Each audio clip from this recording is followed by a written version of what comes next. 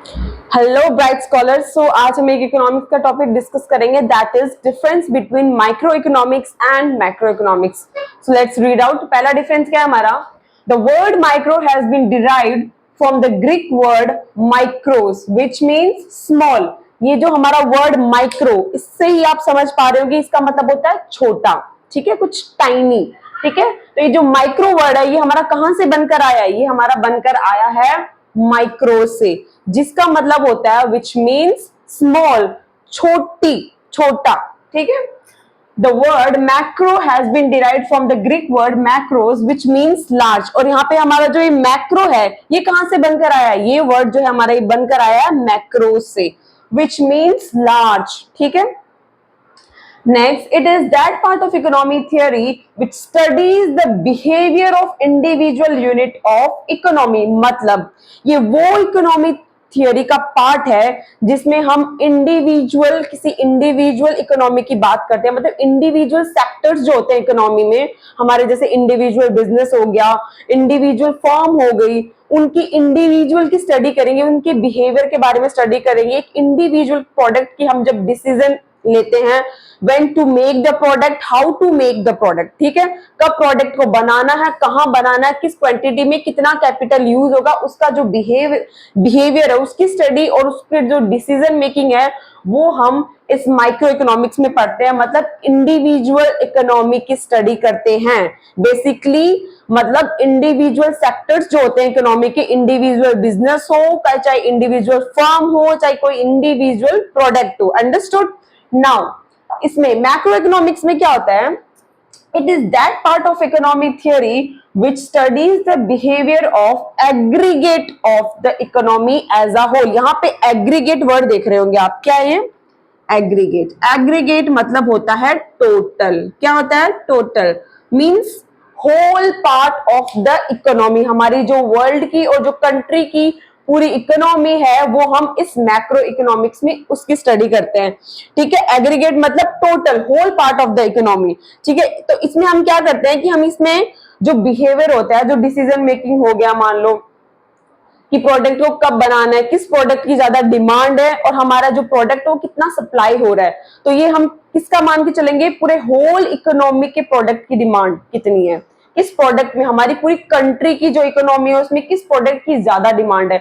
यहाँ पे बेसिकली हमारी किस चीज की बात की कि हमारी जो कंट्री है उसमें किस प्रोडक्ट की ज्यादा डिमांड है, कौन सा प्रोडक्ट ज्यादा सप्लाई हो रहा है। इसमें हम इंडिविजुअल प्रोडक्ट की स्टडी नहीं करते हैं, इसमें हम एग्रीगेट डिमांड की स्टडी करते हैं, एक एग्रीगेट इकोनॉमी की, कि हमारी इकोनॉमी में कितनी जीडीपी होती है एक साल में, ठीक है। मतलब ग्रॉस जीडीपी का मतलब होता है ग्रॉस डोमेस्टिक प्रोडक्शन, कितना प्रोडक्शन हुआ है और कितना प्रोडक्शन कहां पर सप्लाई हो रहा है, ठीक है। तो हम उसकी स्टडी करते हैं और कब वो प्रोडक्शन हमें कहां पे करना है और कितने कैपिटल हमें उसके लिए इस्तेमाल करना है, that all we will study in this unit. Understood?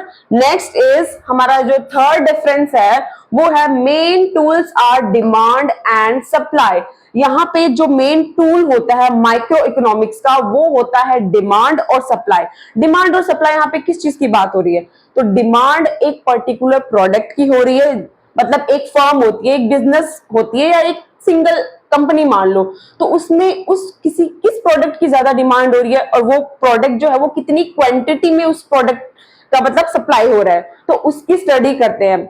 मान लो एक कंपनी जिसमें हम कोलगेट बनाते हैं, तो उसमें कोलगेट प्रोडक्ट की ज्यादा डिमांड हो रही है, वो कोलगेट जो प्रोडक्ट है वो कितना सप्लाई हो रहा है, तो उसकी स्टडी करते हैं। मतलब हर एक इंडिविजुअल यूनिट की स्टडी करना और उसकी मतलब किस प्रोडक्ट, एक इंडिविजुअल प्रोडक्ट जो होता है उसकी डिमांड कितनी है और उसकी वो मतलब सप्लाई कितनी है, तो उसकी स्टडी करते हैं। Then third point, aggregate demand and aggregate supply. मैंने ऑलरेडी आपको बता रखा है कि एग्रीगेट का मतलब होता है total, whole part of the country. यहाँ पे हम किस प्रोडक्ट की ज्यादा डिमांड हो रही है, मतलब पूरे कंट्री के प्रोडक्ट को हम काउंट करके बताएंगे कि यहाँ पे पूरी कंट्री में हमें सबसे ज्यादा किस प्रोडक्ट की डिमांड हो रही है और कितना वो प्रोडक्ट जो है वो सप्लाई हुआ जा रहा है। अंडरस्टूड?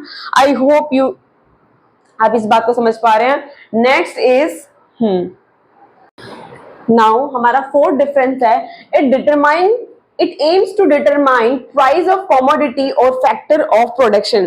तो मतलब ये किस चीज को एम करता है, ये क्या डिटरमाइन करता है, ये डिटरमाइन करता है एक इंडिविजुअल प्रोडक्ट की और कमोडिटी की प्राइस को डिटरमाइन करता है कि एक जो प्रोडक्ट है उसकी क्या प्राइस हो सकती है, ठीक है। और factors of production, factors of production मतलब एक लेबर जो होता है उसकी क्या वेजेस होने चाहिए, एक जो एंटरप्रेन्योर है उसकी कितनी इनकम हमें देनी है उनको, और कितना कैपिटल हम यूज करेंगे एक प्रोडक्ट के लिए, एक इंडिविजुअल प्रोडक्ट के लिए कितना कैपिटल हम यूज करेंगे उसको बनाने के लिए, ठीक है। तो इस चीज को ये एम करता है, इस चीज की स्टडी करते हैं हम, किसमें, एक पर्टिकुलर प्रोडक्ट की स्टडी करते हैं हम इस मैक्रो इकोनॉमिक्स में, और इसमें कितने फैक्टर्स ऑफ प्रोडक्शन का इस्तेमाल किया जाएगा ये हम माइक्रो इकोनॉमिक्स में देखते हैं, ठीक है। अब it aims to determine income and employment level of the economy. ये किस चीज को एम करता है, मैक्रो इकोनॉमिक्स किस चीज को एम करता है, ये एम करता है इनकम को। किसको एम करता है ये, इनकम को, हमारी इकोनॉमी में कितनी इनकम हो रही है, ठीक है, कितना प्रोडक्शन हो रहा है, उससे कितनी इनकम हमारी इकोनॉमी हमारी कंट्री में आ रही है, ठीक है, कितना कैपिटल आ रहा है, और कितना कैपिटल हम यूज कर रहे हैं किसी प्रोडक्ट को बनाने के लिए, कितने प्रोडक्ट्स को बनाने के लिए, that we will study in macro economics, ठीक है। And employment level of the economy, employment level मतलब how many people need jobs, कितने लोग बेरोजगार हैं, कितने लोग को रोजगार मिल रखा है, that all we study in this macro economics. तो मतलब जो एम्प्लॉयमेंट लेवल होता है ये है, इसकी भी हम स्टडी करते हैं मैक्रो इकोनॉमिक्स में, कि हमारी जो ये पूरी कंट्री है, इस पूरी कंट्री में हम कितने लोगों को एम्प्लॉयमेंट दे पा रहे हैं, कितने लोग हैं जिनको एम्प्लॉयमेंट नहीं है, वो अनएम्प्लॉयड है, ठीक है, that we see in this macro economics, उस चीज की स्टडी करते हैं हम लोग। नेक्स्ट इज फिफ्थ डिफरेंस जो है हमारा माइक्रो इकोनॉमिक्स का, वो है it involves limited degree of aggregation. देखो degree of aggregation, degree of aggregation का क्या मतलब है, डिग्री ऑफ एग्रीगेशन का मतलब होता है कि एक जो लार्ज ग्रुप होता है उसको हम एक सिंगल यूनिट में कैसे देखें, ठीक है। मान लो इस माइक्रो इकोनॉमिक्स में जो ये डिग्री ऑफ एग्रीगेशन होता है बहुत ज्यादा छोटा होता है, क्योंकि हम इसमें छोटे मतलब एक स्मॉल यूनिट्स की स्टडी करते हैं इकोनॉमी को, ना कि पूरे होल इकोनॉमी की स्टडी करते हैं, ठीक है। तो इसमें कम लिमिटेड डिग्री ऑफ एग्रीगेशन होता है, मतलब हम जल्दी से किसी एक मान लो हम कोई प्रोडक्ट मान लो, अगर हमें उसकी मतलब वो पता करनी है, उस प्रोडक्ट के प्राइस पता करने हैं, ठीक है, तो हम कैसे पता करेंगे कि उस प्रोडक्ट की कितनी डिमांड है, तो हम इजीली उसको कैलकुलेट कर सकते हैं। मान लो एक पर्टिकुलर फर्म हो गई, कोई इंडस्ट्री हो गई, उस प्रोडक्ट की हमें अगर डिमांड पता करनी है तो हम कैलकुलेट करके इजीली बता सकते हैं। तो इसमें जो लिमिटेड डिग्री ऑफ एग्रीगेशन होता है, मतलब इजीली हम किसी प्रोडक्ट की डिमांड का पता लगा सकते हैं, एक सिंगल यूनिट में पता लगा सकते हैं। यहाँ पे उल्टा हो जाता है, it involves the highest degree of aggregation. Highest degree of aggregation मतलब यहाँ पे मान लो किसी प्रोडक्ट की हमें डिमांड पता करनी है पूरे कंट्री के, ना कि किसी एक सिंगल स्टेट की, पूरे कंट्री के स्टेट की हमें किसी एक पर्टिकुलर प्रोडक्ट मतलब किसी एक प्रोडक्ट की डिमांड को पता करना है, तो वो हमें कैसे पता लगेगी किस प्रोडक्ट की ज्यादा डिमांड है हमारी कंट्री में, वो हम पता करेंगे। हम सारे जो हमारे जो इकोनॉमी हमारी कंट्री में, पहले हम उस प्रोडक्ट्स की जानकारी लेंगे, तो बहुत सारे ऐसे प्रोडक्ट्स आएंगे अलग अलग जगह से, ठीक है, जिनकी हमें स्टडी करनी पड़ेगी। फिर उसके बाद में हम पता लगा पाएंगे कि हमें किस प्रोडक्ट की, हमारे कंट्री को, हमारी इकोनॉमी है उसमें किस प्रोडक्ट की ज्यादा नीड है, उसमें कितना प्रोडक्शन लगाना है, कितना कैपिटल हमें इस्तेमाल करना है उस प्रोडक्ट के लिए, that all we study and we look into this macroeconomics. Next is assumes all the macro variables to be constant. यहां पे देखो ये माइक्रो इकोनॉमिक्स है, ये किस चीज को अज्यूम करके चलता है कि जितने भी वेरिएबल्स है हमारे मैक्रो इकोनॉमिक्स वो एकदम कांस्टेंट हो जाए।